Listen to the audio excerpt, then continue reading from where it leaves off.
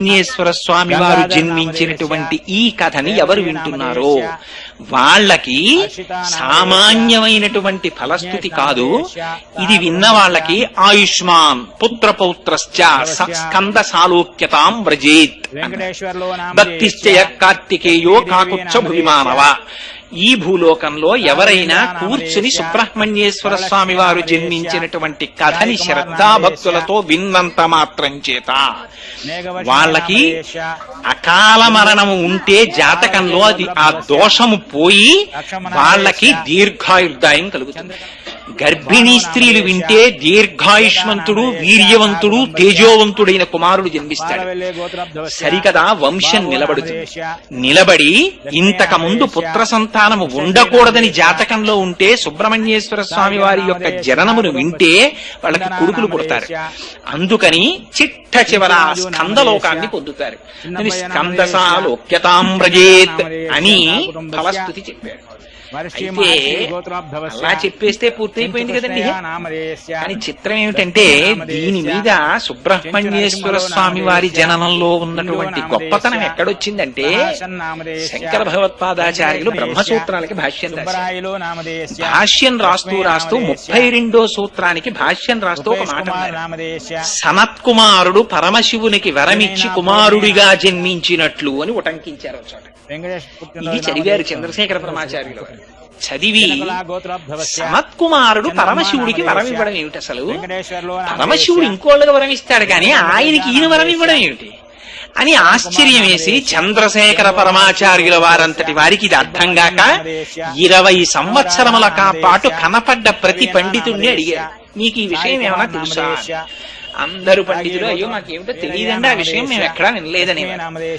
ఆఖరణ ఒకసారి 18 పురాణాలని తమిళ భాషలోకి అనువదించిన ఒక మహాపండితుడు ఎలా అయినా చంద్రశేఖరులకి ఈ విషయం చెప్పాలని పరిశ్రమించి భిక్షావందనం చేసి ఒక రోజున చంద్రశేఖరులకు వచ్చి చూపించాడు ఎక్కడదో ఈ రహస్యం. త్రిపురా రహస్యము అనేటటువంటి దాంట్లో మాహాత్యకాండలో ఉంది రహస్యం, సుబ్రహ్మణ్యేశ్వర స్వామి వారి జననం గురించి. అందులో అసలు రహస్యాన్ని బయటపెట్టారు. ఏమిటా రహస్యం అంటే, సనత్కుమారుడు అని మీరు వినే ఉంటారు. ఆయన బ్రహ్మమానస పుత్రుడు, పుట్టుకతోనే గొప్ప విరాగి, అపారమైనటువంటి జ్ఞాన సంపన్నుడు. అటువంటి సనత్కుమారుడికి బ్రహ్మము తప్ప వేరొకటి కనపడదు. ఆయనకి సర్వకాలముల యందు అంతటా బ్రహ్మాన్ని చూస్తారు. అటువంటి సనత్కుమారుడు ఒక రాత్రి నిద్రపోతుండగా కలొచ్చింది. దేవతలందరినీ రాక్షసులు పీడిస్తున్నట్టు ఆయనకి ఆగ్రహం వచ్చి సనత్కుమారుడే దేవతలకి నాయకత్వం వహించి బయలుదేరి రాక్షసులందరినీ సంహరించినట్టు కలొచ్చింది. ఆయన ఆశ్చర్యపోయి, ఇదేమిట్రా, నేను బ్రహ్మాన్ని చూసేటటువంటి వాడిని, నాకు రాక్షసులని దేవతలని ఉండవు కదా, నాకు ఎందుకు ఇలాంటి కళ వచ్చిందని మర్నాడు ఎవరిని అడగాలి? వాళ్ళ నాన్నగారిని అడగాలి. అందులో బ్రహ్మగారి దగ్గరికి వెళ్ళారు. నాన్నగారు, నాకు రాత్రిలో విచిత్రమైన కళ వచ్చిందండి, పడుకుంటే ఏమిటో నేను దేవతలకి నాయకత్వం వహించంట, రాక్షసుల్ని చంపేసేంట, ఇలా కళ వచ్చింది, ఎందుకు వచ్చిందంటారని అడిగారు. అంటే మనిషి యొక్క జీవితం ఎంత దూరం వెడుతుందో సుబ్రహ్మణ్యేశ్వర స్వామి వారి అవతార గాథ చెప్తుంది. బ్రహ్మగారు దివ్య దృష్టితో చూసో మాట చెప్పారు, ఆయన నువ్వు కిందటి జన్మలో గొప్ప వేద పండితుడు, నీకు వేదం అంటే మహామక్కువ, రాత్రి పగలు నీకెప్పుడు ఆ వేదమంత్రాలే చెప్తుండేవాడివి, వింటుండేవాడి. నీకు వేదం అంటే ప్రీతి కనుక వేదము చేత ప్రతిపాదింపబడిన మంత్రముల చేత హవిస్సులను తీసుకుని లోకమునకు ఉపకారము చేసేటటువంటి దేవతలంటే మిక్కిలి భక్తి. ఆ దేవతలకి శత్రువులైన రాక్షసులంటే క్రోధం. అది జన్మ మారిపోయి ఇక్కడికి వచ్చేసిన ఆ సంపర్కం ఇంకా ఉండిపోయింది. ఇప్పుడు కలొచ్చింది, వచ్చి ఇంకా దేవతలకి నువ్వు నాయకుడివై రాక్షసుల్ని చంపాలని కోరిక ఉంది నీకు అన్నారు. కానీ ఇక్కడ చిత్రం ఏమిటో తెలుసా అండి, బ్రహ్మవాదికి సంతతమును బ్రహ్మమును దర్శించేవాడి నోటి వెంట ఒక మాట అన్నాడు అనుకోండి, అది సత్యం అయిపోతుంది. వాడు సత్యం చెప్పడం కాదు, వాడు అన్నది సత్యం అవుతుంది. బ్రహ్మం పరమేశ్వరుడు దాన్ని సత్యం కింద మార్చేస్తాడు.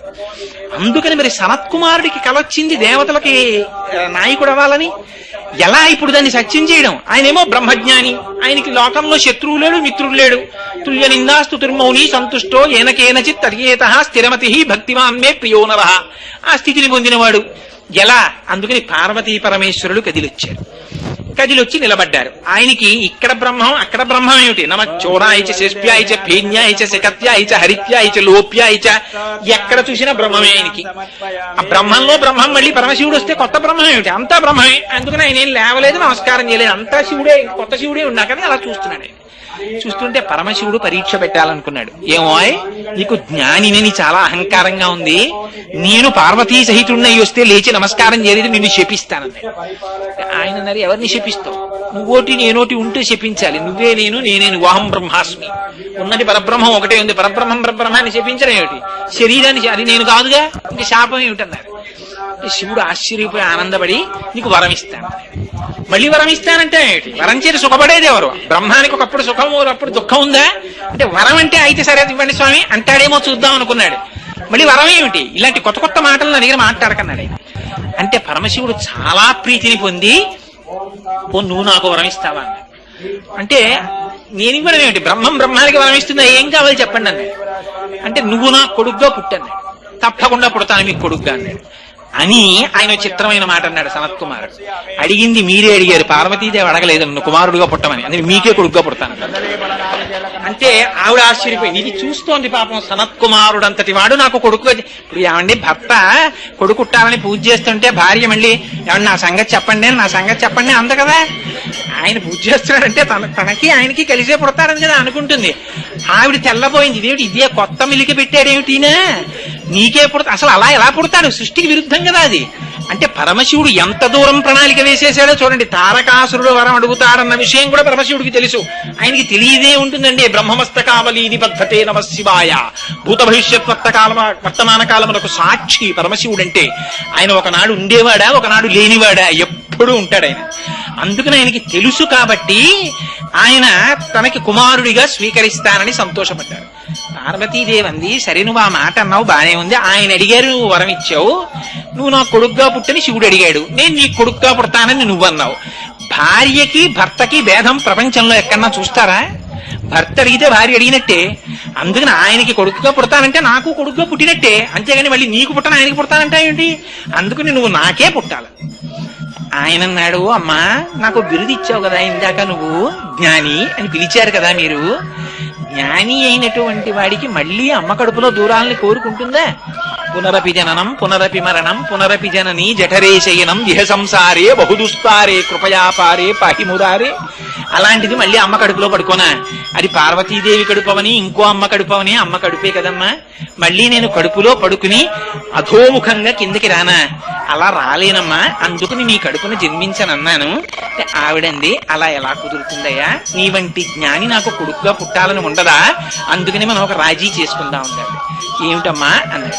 పూర్వం పరమశివుడు అంటే ఈ సుబ్రహ్మణ్యేశ్వర స్వామి వారి యొక్క వైభవంలోకి ఎన్ని పురాణాలు వచ్చేస్తాయో చూడండి. పరమశివుడు మళ్ళీ భాగవతం. పరమశివుడు ఒకనకొకప్పుడు పరమశివుని యొక్క అనుగ్రహం కోసమని భస్మాసురుడు తపస్సు చేశాడు. తపస్సు చేస్తే భోళాశంకరుడు ప్రత్యక్షమై ఏం కావాలన్నాడు. నా చెయ్యి ఎక్కడెడితే అక్కడ భస్మం అవ్వాలన్నాడు. ఇచ్చాను, తీసుకోవాలి. ఆగు, పరీక్ష చేసుకోవాలి కదా, ఓసారి నీ తల మీద పెడతానన్నాడు. ఆయన పరుగు మొదలెట్టాడు. ఆయనకి తెలియక పరమశివుడికి నిజంగా తల మీద పెట్టేస్తే బూడిదైపోయేంత అవివేకి ఆయన. అంటే ధూర్తులైన వాళ్ళ ప్రవర్తన ఎలా ఉంటుందో ప్రపంచానికి చూపించాలి. అందుకని పరిగెడుతున్నాడు. పార్వతీదేవి మహాపతివ్రత, ఆవిడ సర్వజ్ఞ, ఆ బ్రహ్మకీట జనని. ఆవిడికి తెలియదు పరమశివుడు ఎందుకు పరిగెడుతున్నాడో. కానీ ఆవిడ సదాశివానుగ్రహద మహాపతివ్రత ఆవిడ. అటువంటి తల్లి భర్త ప్రాణభయంతో పరిగెడుతున్నట్టు నటిస్తున్నా, భర్త ఉట్టిని నటించచ్చు. అబ్బా అన్నాడు అనుకోండి మొగుడు, అది ఖచ్చితమో కాదో తెలియకుండా అబ్బాయి ఏమిటండి అని నేను అన్నండి అంటుందా భార్య? అంటే అబ్బో ఏమిటండి అంటుంది. ఉట్టినే అన్నాను అంటే ఏమిట్లేదురా పరిహాసాలు అంటుంది. కానీ ఖచ్చితంగా కన్ఫర్మ్ అయిపోయి దెబ్బ కనపడ్డాక అడుగుదామని ఊరుకున్నానంటే అని అంద కదా భార్య. అలాంటిది మహాపతివ్రత అనకుండా ఉంటుందా? అందుకని ఆయన పరిగెడుతుంటే ఆవిడ నీరైపోయింది అన్నారు. అయిపోయి తన స్వరూపం కనపడకుండా తటాకం అయిపోయింది ఆవిడ. అదే శరవణం అంటే. ఆ శరవణం అనేటటువంటి తటాకమై ఉండిపోయింది. సరే, పరమశివుడు మళ్లీ తిరిగి వచ్చారు. ఆ తటాకంలోంచి ఆవిడ స్వస్వరూపాన్ని పొందింది. కానీ ఆ తటాకం ఉండిపోయింది. ఇది జ్ఞాపకంగా ఉంచుకోవడానికి అమ్మవారు పరమప్రీతితో ఆ సరోవరంలో ఉండిపోయింది.